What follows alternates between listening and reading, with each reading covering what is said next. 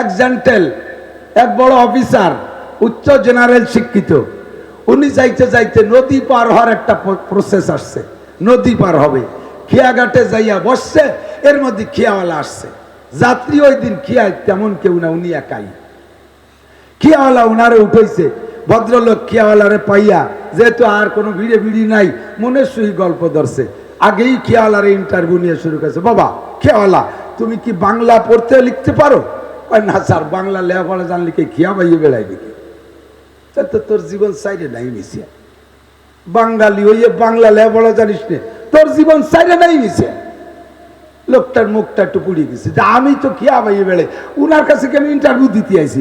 ও আমি কি চাকরি হবে? উনি আমার এই বার্তা নয়, এই জিজ্ঞেস করে। একটু মুখটা বেজার। কদ্দূর যে কয় বাবা অঙ্ক পারো? স্যার অঙ্কের কিচ্ছু পারি না, খালি হাতে টাকা দিলি কুড়ি কুড়ি ধরে গুনতে পারি। তোর জীবন আটা নাই মিশিয়া, বাংলা পারিস না, অঙ্ক পারিস না, আটা না মিশিয়া। অর্ধেক নদীতে যাওয়ার আগে আগে কয় ইংরেজি কি পারো? কয় স্যার আমার আব্বাও পারে না, ইংরেজি পারবো কি? যে বাংলা পারি না আমি ইংরেজি পারি কি? কয় তোর জীবন 12 আনা মিশিয়া।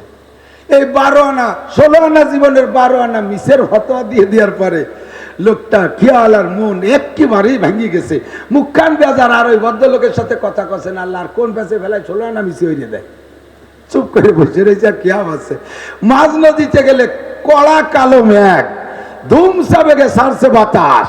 এবার ভদ্রলোক মাঝি তাড়াতাড়ি নৌকা বাও, মাঝি তাড়াতাড়ি নৌকা বাও। কয় না স্যার একটু আস্তে আস্তে যাই।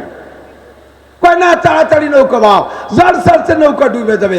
স্যার নৌকা ডুবে গেলে সাঁতার কিনারে উঠে যাবো। কয় বাবা আমি তো সাঁতার কাটতে জানি না। কয় যে যদি তুমি সাঁতার কাটতে না জানো তাহলে তোমার জীবন 16 আনাই মিশিয়া। আমার তো 12 আনায় যে ঠেকছে, তোর 16 আনাই মিশিয়া। তুই যদি এই জায়গায় নৌকো ডবে, তোর পেট ডববে, তোর ইংরেজি ডববে, তোর বাংলা ডববে, তোর সার্টিফিকেট ডববে, তোর ব্রিফকেস ডববে, খালি তোর পেটটা বেঁচে থাকবে। তোর জীবন 16 আনাই মিশে। কথাখান ঠিক কি ঠিক না? ইংরেজি পারো 4 আনা টেকছে, বাংলা পারো 8 আনা টেকছে, অঙ্ক পারো 12 আনা টেকছে, কোরআন পারো না 16 আনাই মিশে। যে কোরআন পড়তে পারো না তার জীবন 16 আনাই মিশে। কোরআন আলারে ঠাট্টা আরো মৌলবি হুজুর বিস্কি সুরকি তিলে মুসল্লি মাইছে ছবি। হুজুরকে দেখলি কয় সল্লাল্লাহ আইছে, মানে মিলাদ পড়ে বলে না আমি তুই সল্লাল্লাহ। লাদেন বাহিনী জঙ্গি ফাসাউফা তারা ইযান কাসাবাল গুবারো আবারা সুনতা হাতা রিজলিকা আম হিমারু।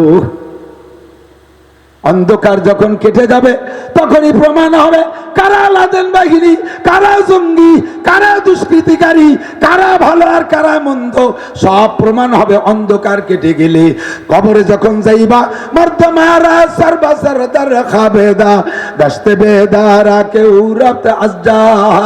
দুনিয়ায় যতক্ষণ আছো অন্ধ আছো, চক্ষু বন্ধ করে আছো, ঘুমিয়ে আছো, কিছুই দেখতেছো না।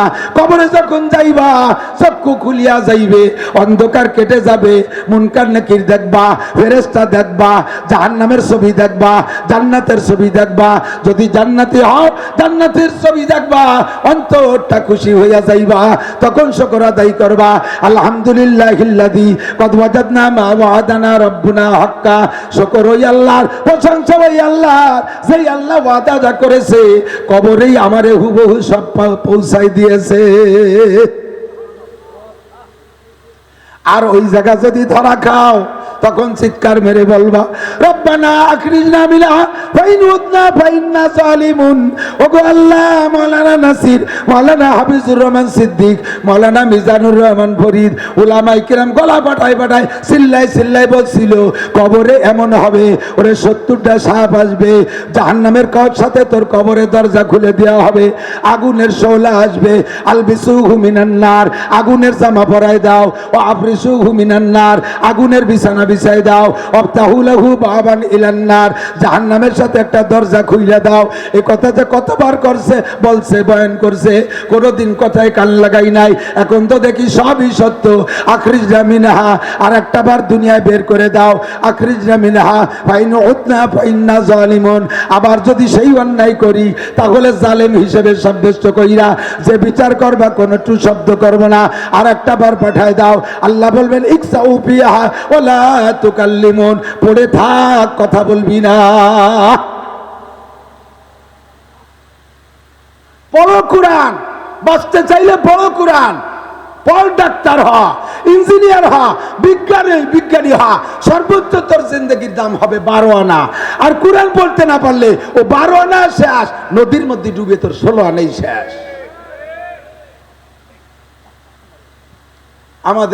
আমরা মুসলমান, শুধু আমাদের জন্য নয়, আমাদের কোরআনের নাম হলো হুদাল্লিন নাস। একটু কন হুদাল্লিন নাস।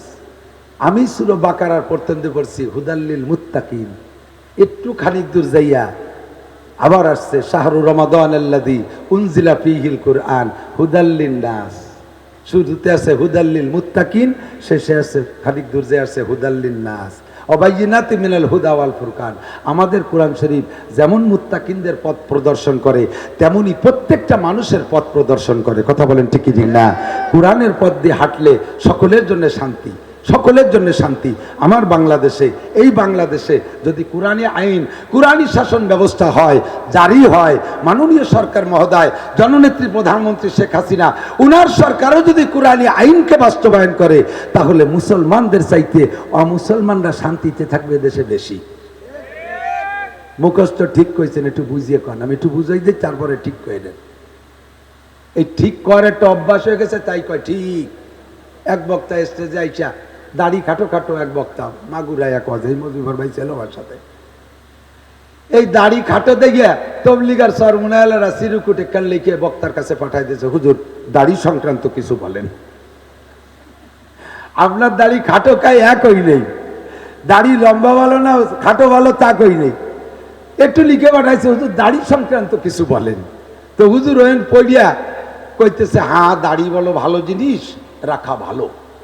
জোরে নাউজুবিল্লাহ। যা ফরজ তারে যদি নফলের মর্যাদায় দেয় তাহলে কবিরা গুনাহ হবে। কথা বল, দাড়ি ওয়াজিব, তারে শুধু ভালো বললে এটা তার সমর্থন হলো না, তাকে সার্টিফাই ঠিক মতো করা হলো না। দাড়ি সম্পর্কে ওনার বলতে হবে দাড়ি ওয়াজিব, ভালো বললে তার জবাব সঠিক হয় নাই। তবে উনি বলতেছেন তবে অনেক লম্বা না রাখা ভালো, যেহেতু নিজের দাড়ি খাটো। ছোটবেলায় মুরব্বীর কাছে ছোট ছোট চুটকি শুনতাম, এই আগে মুরব্বীরা কথা কেন আমার সাথে, ইদানিংকের ছোট পোলা পান্ডা বসবে না। আগে হাটে বাজারে তেল কিনতে যেতেন কাঁচের বোতল নিয়ে, তার আগে ছিল মাইটিয়া পেশি কইতে ওরে, মাইটি মনে আছে পেশি পাল্টি আছে না, দু একজন আছে, ভালোই আছে। এখন সব বাসা পাল্টে গেছে, এখন শাপলাবাজি দিয়ে ভাত খায়। আগে আমরা নাইল রান্না দিয়ে খাতাম, কথা এখন আশ্রমী যায়, আগে আমরা আঁকতে যেতাম বাগানে, সব পাল্টে গেছে। এই জন্য একটু পুরন কথা দূরে টানতে হয়। এই পেশি নিয়ে হাটে যাইতো, তো এখন এক ছেলেরে তার মা পেশি দিয়ে তেল কিনতে পাঠাইছে, ওর পেশি গেছে হারাইয়ে। এখন বাড়ি আইসে তেল তো আনতে পারিনি, মা তো রাগ করবে, এই জন্যই বাড়ি পায় বেড়ার পাশে দাঁড়াইয়ে আগেই করছে, মা আজকে যা সর্বনাশ হয়েছে হাটে, কোন জায়গাতে আল্লাহ আইছে আল্লাহ জানে, প্রত্যেকটা মানুষের পেশি হারাই গেছে। মানে সবার যদি হারায় তাহলে ওরটা হারালিও দোষ নাই, এই জন্য ওরটা পিঠ বাঁচানোর জন্য সবাই দোষ দিয়েছে, সবাই পেশি হারাই গেছে। তোর দেখা তো আমারটাই তো আগে হারাইছে, তারপরে সবাই তো হারাইছে। নিজের দাড়ি খাটো, এই জন্য খাটো দাড়ির পক্ষে দলিল তৈরি করতেছে। তবে অনেক লম্বা না রাখা ভালো। দলিল কি? বুখারী শরীফের হাদিসের দলিল যদি দিতে হয়, কুরআন শরীফের দলিল যদি দিতে হয়, তাহলে কুরআন শরীফে আল্লাহ বলেন মা তাকুমুর রাসূলু ফাখুযুহু ওয়া মা নাহাকু আনহু ফান্তাহু। কুরআন শরীফের দলিল যদি দিতে হয় তাহলে বলবে কুল আতিউল্লাহ ওয়া আতিউর রাসূল ওয়া উলিল আমরি মিনকুম। তোমরা আল্লাহর হুকুমের অনুসরণ করো, নবী পাকের হুকুম এবং আমলের অনুকরণ করো, হক্কানি উলামায়ে কিরামের অনুকরণ করো, তাহলে যাইয়া দাড়ি হয়ে যাবে লম্বা। কারণ নবী তো খাটো দাড়ি রাখে নাই। বুখারী শরীফের হাদিসে দলিল দিলে হাদিসে আছে কচ্ছু সার বা বাবুল্লাহা, মস্তে ছোট করো দাড়িরে বড় করো, তাহলে সে জায়গায় বড় দাড়ি পাওয়া যায়। কাজেই কোরআন হাদিসের দলিল বাদ দিয়ে নিজের রেডিও সেন্টারের দলিল এনে পেশ করতেছে অনেক লম্বা না রাখা ভালো। এর কারণ হলো দাড়ি যদি বেশি লম্বা হয় তাহলে পেশাব করতে গেলে বসে সিটে দাড়িতে রাখতে পারে, এজন্য খাটো রাখলে ভালো হয়, পবিত্র পরিচ্ছন্নতার একটা সুবিধা। কি বলেন সবাইকে? ঠিক সর্বনা এই ঠিক কর অভ্যাস তো। কি বলেন সবাই কয় ঠিক। আমি কই তাহলে খাটো দাঁড়িয়ে ঠিক করায় দলিল ঠিক গেল। উনি নামিয়ে যাওয়ার পরে আমি স্টেজে উঠে খুতবার আগেই দিলাম এই ওয়াজন থাকতে থাকতে। আমি বললাম দাড়ি যদি লম্বা হয় আর তা নিয়ে পেশাব করতে বসলে যদি সিটে দাড়িতে লাগার ভয়ে দাড়ি কাটিয়ে খাটো করতে হয়, তাহলে পেশাব করতে বসলে দাড়ির চাইতে তো পরনের কাপড় বেশি কাছে। তাহলে প্রত্যেকবার বক্তা দাড়ি যেমন কাটিয়ে খাটো করছে, প্রত্যেকবার উনার ন্যাংটা হয়ে মূর্তি হবে। কথা বলেন না? এটা ঠিক না? পরেরটা জন্মের ঠিক না? বুঝে বুঝে ঠিক করতে হবে, ওই কথার কাছে ঠিক কর। আল্লাহু আকবার। আমাদের সংবিধান মুসলিম জাতি নয়, শুধু গোটা মানব জাতির সংবিধান আল কোরআন। কথা বলেন ঠিক ঠিক না? এ জায়গা ঠিক কইতে কোনো দ্বিধাদ্বন্দ্ব নাই, নিরিবিলি। জালিকাল কিতাব লা রাইবা ফি, এই কিতাবের মধ্যে সন্দেহ। এই কিতাবের সংবিধান যদি মুসলিম কান্ট্রিতে বাস্তবায়ন হয়, বাংলাদেশে হয়, তাহলে মুসলমানদের চাইতে অমুসলমানরা সুখে থাকবে বেশি। কারণ মুসলমানরা হলো বাড়িওয়ালা। আমাদের বাংলাদেশে 4 জাতি থাকবে। জোরে বলেন কয় জাতি? যুবকরা একটু গলা ছাড়িয়ে দিয়ে কবি কয় জাতি? আরো জোরে। যেহেতু সরকার বলছে ধর্মনিরপেক্ষ দেশ, প্রত্যেক ধর্মাওয়ালারা যার যার স্বাধীনভাবে ধর্ম পালন করতে পারে, দাওয়াতের কাম করতে পারে, যার যার ধর্মের করতে পারে। কাজেই এটা 4 ধর্মের দেশ। 1 নম্বরে মুসলমান, 2 নম্বরে হিন্দু, 3 নম্বরে বুদ্ধ, 4 নম্বরে খ্রিস্টান। বুদ্ধরা চট্টগ্রাম দিয়ে ওই পাহাড় পর্বতে সিলেট টিলেট দিয়ে থাকে। গারো, হাজং, কোচ, চাকমা, মুরং, লুসাই, টিপরা, বিভিন্ন জাতিতে আছে, সবই বুদ্ধ। এই বুদ্ধরা চট্টগ্রাম থাকে। ওরা আদিবাসী দেশের অনেক আগের থেকে।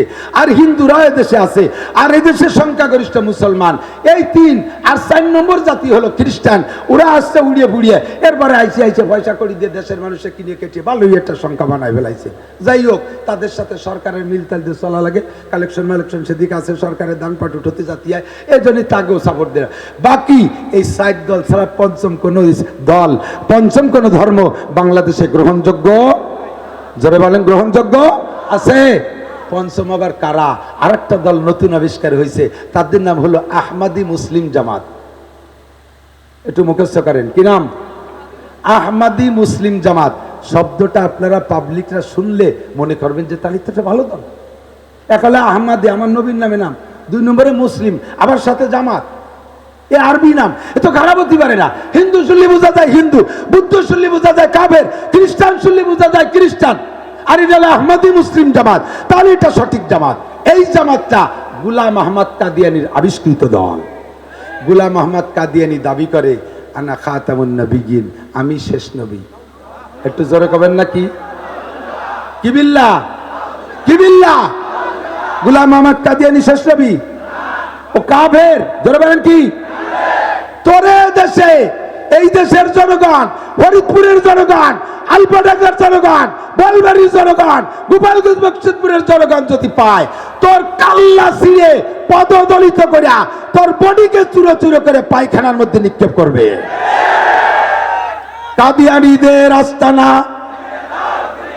বক্সিনের সাথে হাত উঁচু হবে। কাদিয়ানীদের আস্তানা এইভাবে না দিলে নারায়ে তাকবীরে জোর হয় না। নারায়ে তাকবীর।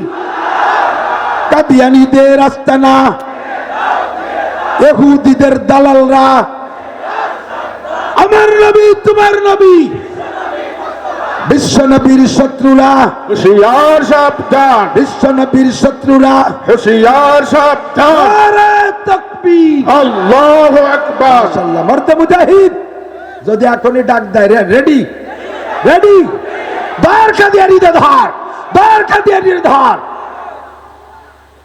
বদমায়েশ আবার একটা নিউ ইসলাম নিয়ে আইছে, বায়েজিদ খান পন্নী, কুরআন হাদিস জানে না, তার তলা গেছে সন্নি। সে আর কলিবার রেখে গেছে, তার নাম সেলিম। থুতনার উপরে একটুক একটুক খাইছুনি খাইছুনি বগল সাইজের কটা দাড়ি, বগল কি 1 বিঘে লম্বা হয় নাকি? একটুক একটুক হয় না? ও যতই বাইলি বুঝে রান বেশি বড় হয় না। এই বগলও যেটুক, ছেলিমির দাড়ি সেটুক। মহিলা যে পুরুষ দিয়ে একসাথে মিশাইয়া হজবরল, একটা পুরুষ একটা মহিলা নামাজও পড়বা, আপাকে পাশে নিয়ে একটা আনন্দ করবা। সাড়ে হারাম জাদা ও ইমাম আর নামাজ পড়ায়, মুসল্লি সব জায়গা ছড়াই গেছে, এত তাড়াতাড়ি পড়ায় যে জায়গা মতো ওর সাথে যাইয়ে পারে না। কেউ রুকুতি, কেউ সিজদায়, কেউ আদা হতে, কেউ দাঁড়ানো, কেউ আত্মাতুতি, সেলিম আর এক জায়গা, মুসল্লি আর এক জায়গা, বইয়ে নামাজ পড়ে মুসল্লি ছড়াই গেছে। একটা শরীয়ত নিয়ে আইছে, এর ভক্ত যুবকরা বেশি। ও যুবক, দিন বদলের পালা, তাই বলে কি ধর্ম বদলেরও পালা? প্রতিদিন তোমরা নতুন নতুন নিউ কিছু পছন্দ করো, তাই তোমরা নতুন কিছু পাইলেই গ্রহণ করো। আমার বুড়ো বাবাকে একটা স্বভাব আছে, উন্ডা হয় কথা নয় কথা যাত্রার পাশে দৌড় দেয় না। যদি বেদাতলে বুঝে দেয় বুড়ো রে, বাবা তুমি যে বয়সে বেদাত বুঝেছো, এই বয়সে আমারও দাঁত নাই, এই দাঁত আমার কটাও পড়ে গেছে, আমিও বেদাত।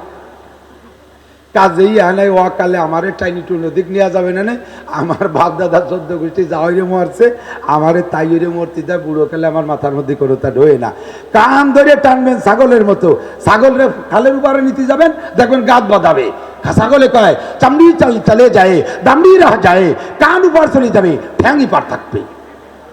এই বুড়োরা এইভাবে টাইট দিয়ে বসে থাকে, কিন্তু এই পাঙ্কু যুবক পোলা পান, এরা এরা যে যা শিখে দেয়, নতুন কিছু পাইলে এরা নতুনের ভক্ত।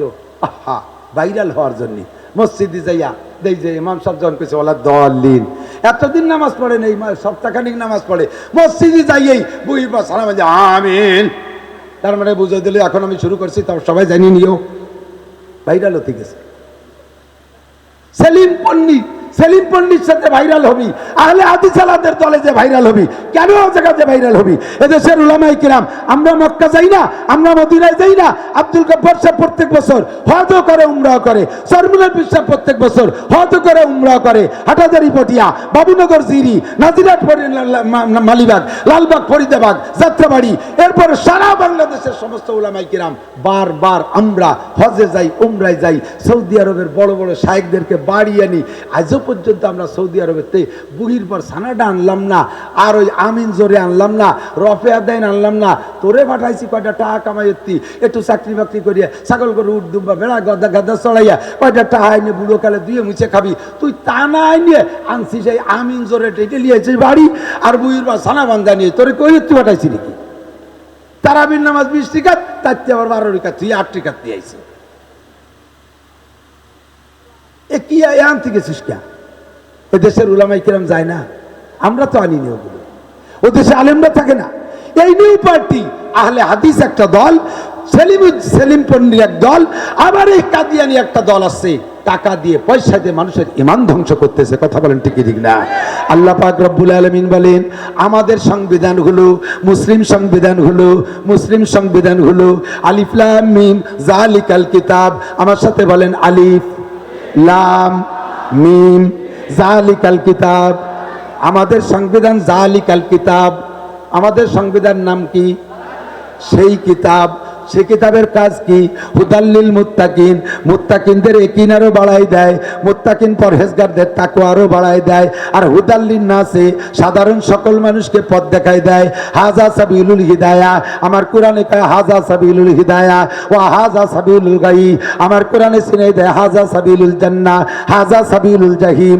এইটা জান্নাতের রাস্তা, এইটা জাহান্নামের রাস্তা। ফামান শাআ ফালইউমিন ওয়া মান শাআ ফালইয়াকফুর। পথ আমি দেখাই দিছি, মনে চাইলে তুমি হিদায়াতের বাণী গ্রহণ করো, মনে চাইলে তুমি গুমরাহির পথ বেছে নাও। হাজা সাবিলুল জান্নাহ দেখা দিয়েছে কোরআন, এইটা জান্নাতের রাস্তা। হাজা সাবিলুল জাহিম, এইটা জাহান্নামের রাস্তা। মনে চাইলে জান্নাতে যাও, মনে চাইলে জাহান্নামে যাও। এটা একসাটিয়া সর্বসাধারণকে শিখাই দিয়েছে আল্লাহর কোরআন। মুসলমানদের জন্য নয়, শুধু গোটা মানব জাতির জন্য রাহবার। এই কোরআন যেই মেনে চলবে, রাষ্ট্রীয়ভাবে মেনে চললে রাষ্ট্রের মধ্যে সকল শ্রেণী মানুষের শান্তি আসবে। মাঝে মাঝে একটা উদাহরণ বলে থাকে, এই কথার সাথে একটু কইয়ে যাই। কষ্ট হচ্ছে? অবশ্যই কষ্ট হচ্ছে গরমে, মিথ্যে কথা কনকা। এখন শান্তি এসে গেছে, আল্লাহ ম্যাক পাঠাই দিয়েছে, কোন আলহামদুলিল্লাহ। আল্লাহ সাহায্য দিয়ে দিয়েছে, কোন আলহামদুলিল্লাহ।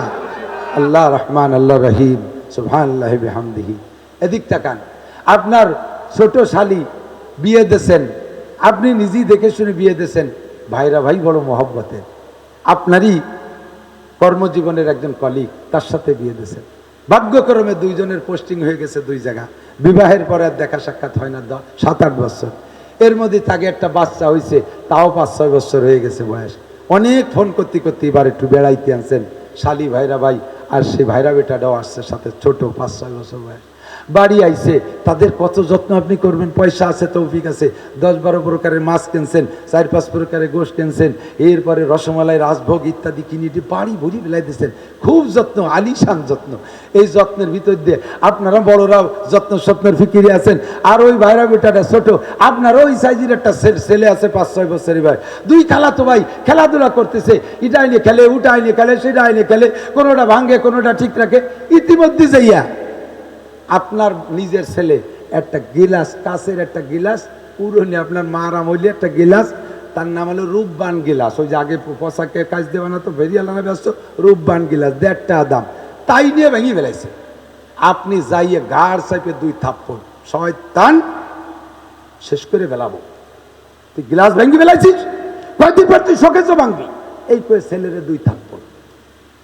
আপনার বাইরা বাই ঠেকাইছে, এই ভাইজান ছোট মানুষ, এই কয়ে ঠেক হয়ে যাইতে না যাইতে আপনার ওই বাইরা বেটা শোকেসের ভিতরে থেকে হ্যাঙ্গারে ছিল, আপনার নিজের আনা, বেলজিয়াম গেছিলেন, চায়নার বেলজিয়াম, সে জায়গা থেকে অরিজিনাল বেলজিয়াম কোম্পানি থেকে 12টা গিলাস নিয়েছিলেন, হ্যাঙ্গারে রয়েছে, সেই 12টা গিলাসের দাম 12,000 টাকা। সেই গিলাসের হ্যাঙ্গার দরিয়াই না আপনার বাইরা বেটা স্লিপ করে পড়ে 12টা ভেঙে গুঁড়ো গুঁড়ো করে ফেলাইছে। আপনার তো কলজা ফাড়িয়ে যাচ্ছে। আপনি কারণ একটু আগে 1.5 টাকা দামের রূপবান গিলাস ভাঙছে আপনার ছেলে, তাই দিয়েছেন থাপ্পড়। আরে এখন 12টা বেলজিয়াম গিলাস ভাঙছে ভাইরা ভাইটা, কিরম ঠেয়ার কথা। ভাইরা ভাই টের পাইয়া যে আমার ভাইরা ভাই তো জান বের হয়ে যাচ্ছে, গিলাস ভেঙে ফেলাইছে, তার নিজের হাতে রানা গিলাস যাইয়ে শাসন করার জন্য তার নিজের ছোট ছেলেরে যাইয়া এক থাপ্পড়। শয়তান, জীবনে কোনোদিন আর এইগুলো করবি? আপনি কি করবেন বলেন তো? আপনি যে ভাইরা ভাইরে ঠেকাবেন, shut up, no talk but উস্কুট, কথা হবে না। ও ছোট মানুষ বোঝে, ও ছোট মানুষ বোঝে, ও 12টা গিলাস ভাঙছে, দেখিয়েছে আমার শোকেস ভরা গিলাস, তা 12টা ভাঙছে শোকেস ভরা গিলাস, তার কেন তা আগে তোমার ছেলে একটা ভাঙলো, তারে মারলে কে? এইটাই হলো মেজবান আর মেহমানের পার্থক্য। বাড়িওয়ালা আর আগন্ত মেহমান, এদের পার্থক্য এখানে।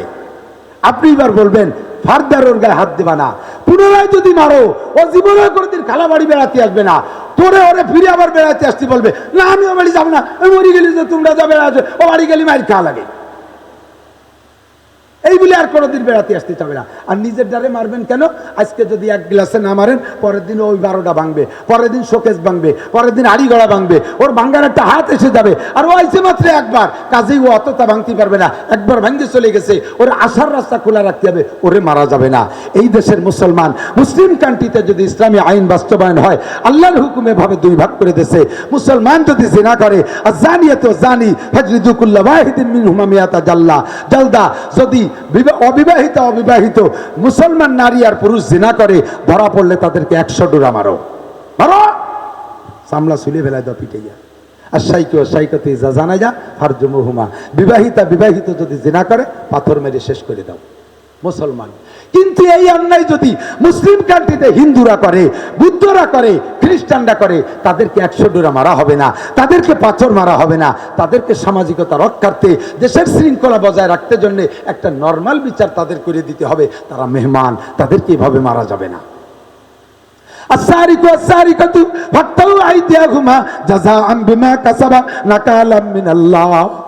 আল্লাহ পাক বলেন, চোর আর চোরনি যদি মুসলমান হয় চোর, মুসলমান যদি মহিলা চোর হয়, ফাক্তাউ আইদিয়াহুমা, দুইজনের হাত কাটিয়া দাও, জাযাআম বিমা কাসাবা, এটা তাদের কর্মফল, নাকালাম মিনাল্লাহ, আল্লাহর পক্ষ থেকে এটা হলো শিক্ষা, আল্লাহর পক্ষ থেকে এটা হলো শিক্ষা, এটা হলো মুসলমানদের বিচার। ইসলামী কান্ট্রিতে মুসলমানের হাত কাটো, হিন্দু বৌদ্ধ খ্রিস্টানরা যদি মুসলিম কান্ট্রিতে চুরি করে ধরা পড়ে, তাদেরকে হাত কাটবা না, কারণ তারা কোরআন মানে না, কোরআনী সংবিধান তারা বোঝে না, ওদের পর কোরআনী আইন প্রয়োগ করা যাবে না। মুসলমান আর মুসলমানদের ভিতরে পার্থক্য এই জায়গা, হুদাল্লিন নাস, আমার কোরআনে সকলের শান্তি বহন করে, আমার কোরআন দুনিয়ায় আল্লাহর পক্ষ থেকে শান্তি নিয়ে আসছে, ঠিক কি ঠিক না?